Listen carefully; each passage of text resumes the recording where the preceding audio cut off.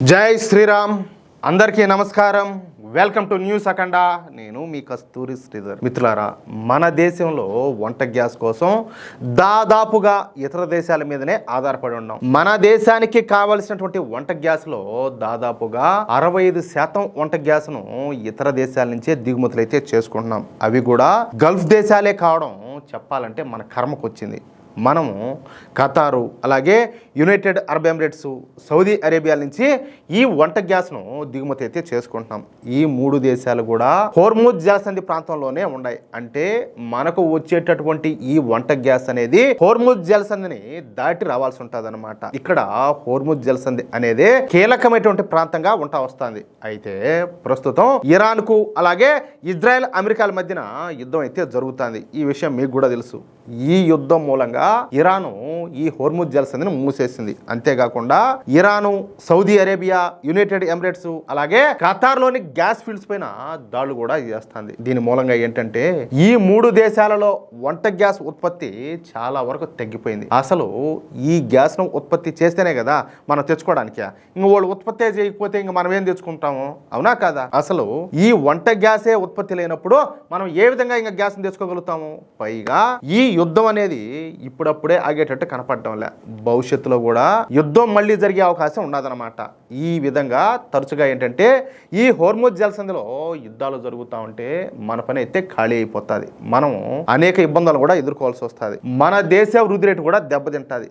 ఆర్థిక మాన్యం 2 పెరిగిపోతుంది. అప్పుడు ఈ నిత్యావసర వస్తువుల ధరలు విపరీతంగా పెరిగిపోతాయి. అంతేకాకుండా మన భారతీయులు మళ్ళీ ఏంటంటే ఈ కట్టెల పొయ్యిలను వీటినన్నిట్లు కూడా ఉపయోగించుకోవాల్సి వస్తుంది. అంతేందుకు ఇప్పుడు మేమే ఇండక్షన్ స్టవ్లు తెచ్చుకున్నాం, ఏ కరెంట్ ఉంటాయి కదా అవి తెచ్చుకున్నాం. అట్లుందన్నమాట పరిస్థితి. ఇది మన దేశానికి ఏ మాత్రం కూడా మంచిది కాదు. ఒకవేళ ఇదే గనక జరిగితే మన దేశం దివాళా తీయడం ఖాయం. అందుకే ఈ హోర్ముజ్ జలసంధి పీడను శాశ్వతంగా వదిలించుకోవడానికి అలాగే మన దేశానికి వంట గ్యాస్ కొరత లేకుండా చేయడానికి మన మోడీ ప్రభుత్వం ఒక చక్కని ఉపాయాన్ని అయితే ఆలోచన చేసింది. అదే గ్యాస్ పైప్ లైన్. గల్ఫ్ లోని మరో దేశమైనటువంటి ఒమన్ నుంచి భారత్ కు నేరుగా వంట గ్యాస్ పైప్ లైన్లు వేయాలని చెప్పేసి మన మోడీ ప్రభుత్వం అయితే నిర్ణయం తీసుకునేది. ఈ ఒమన్ కూడా ఈ హోర్ముజ్ జలసంధి ప్రాంతంలోనే ఉంటుంది. అయితే ఈ ఒమన్ అనేది హోర్ముజ్ జలసంధికి కొంచెం యువతల వైపుగా ఉంటుంది. దీంతో మనం ఒమన్కు ఈ గ్యాస్ పైప్ లైన్ ను ఈ హోర్ముజ్ జలసంధిని తాకకుండా ఈ గ్యాస్ పైప్ లైన్ ను వేయచ్చు. ఇక భారత్ నుంచి ఈ ఒమన్కు ఈ నిర్మించతలపెట్టినటువంటి ఈ గ్యాస్ పైప్ లైన్ ప్రాజెక్ట్ ఖరీదు ఎంతో తెలుసా? 40,000 కోట్ల రూపాయలు. ఎంత?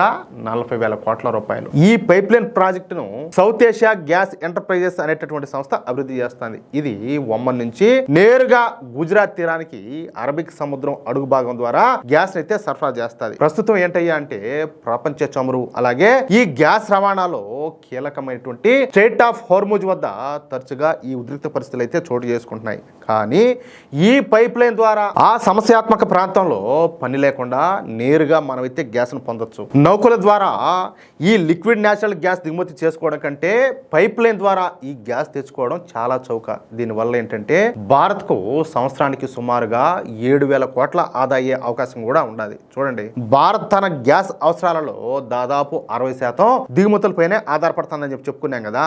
దీంతో ఈ పైప్ లైన్ ద్వారా నిరంతరాయంగా గ్యాస్ సరఫరా అందుతుంది. ఈ గ్యాస్ లైన్ పొడవు సుమారుగా 2,000 కిలోమీటర్లు. దీనిని సముద్ర మట్టానికి 3.4 కిలోమీటర్ల లోతులో ఈ పైప్ లైన్ అనేది నిర్మిస్తారు. ఒక్కసారి ఈ పైప్ లైన్ పూర్తి అయితే రోజుకు 31 మిలియన్ క్యూబిక్ మీటర్ల గ్యాస్ను ఇది సరఫరా చేయగలుగుతుంది. అంతేకాకుండా ఇది మధ్యప్రాచ్యంలోని ఇతర దేశాల గ్యాస్ ఉత్పత్తి క్షేత్రాలను కూడా భారత్ తో అనుసంధానించే అవకాశం అయితే ఉండాలి. ఇక ఈ గ్యాస్ పైప్ లైన్ ను సముద్రం లోపల 3.4 కిలోమీటర్ల లోతులో నిర్మిస్తామని చెప్పుకున్నాం కదా. ఇందుకోసం మన భారత ప్రభుత్వం రష్యా సహకారాన్ని అయితే తీసుకోబోతోంది. ఎందుకంటే రష్యా ఇటువంటి గ్యాస్ పైప్ లైన్లను ఇంతకు ముందు నిర్మించున్నది. కాబట్టి రష్యా సంస్థలకు ఈ గ్యాస్ పైప్ లైన్లను నిర్మించడంలో మంచి అనుభవం అయితే ఉండాలి. భారత్ 2030 నాటికి తన ఇంధన వినియోగంలో గ్యాస్ వాటాను 6% నుంచి 15% పెంచుకోవాలని చెప్పేసి లక్ష్యంగా పెట్టుకునింది. ఈ క్రమంలో Oman India pipe line Bharat యొక్క పారిశ్రామిక అలాగే ఇంధన అవసరాలకు వెన్నుముకగా మారనుండాలి. బొగ్గు లేదా ఈ చమురుతో పోలిస్తే సహజ వాయువు తక్కువగా ఈ కార్బన్ ఉద్గారాలను విడుదల చేస్తుంది. ఈ పైప్ లైన్ వల్ల భారత్ తన పారిశ్రామిక రంగంలో కార్బన్ ఫుట్ ప్రింట్ అయితే తగ్గించుకోవచ్చు. సముద్రం అడుగున వేసేటటువంటి పైప్ లైన్లు కొన్నిసార్లు ఏంటంటే కృత్రిమ పగడప దెబ్బలుగా పనిచేస్తాయి. ఇవి చిన్న చేపలకు ఆశ్రయం ఇస్తాయి. అలాగే ఆ ప్రాంతంలో చేపల సంపద పెరగడానికి కూడా దోహదపడతాయి. అలాగే లోతైన సముద్రంలో ఈ పైప్ లైన్ కనుక దెబ్బతింటే మనుషులు వెళ్ళి బాగు చేయడం సాధ్యం కాదు. చాలా మందికి ఇదే డౌట్ వస్తుంది. దీనికోసం ఏంటయ్యా అంటే అధునాతన రోబోటిక్ పరికరాలు అవసరం ఉంటుందన్నమాట. అందుకే భారత్ ఇప్పుడు ఆ రోబోటిక్ పరికరాల మీద దృష్టి పెట్టింది.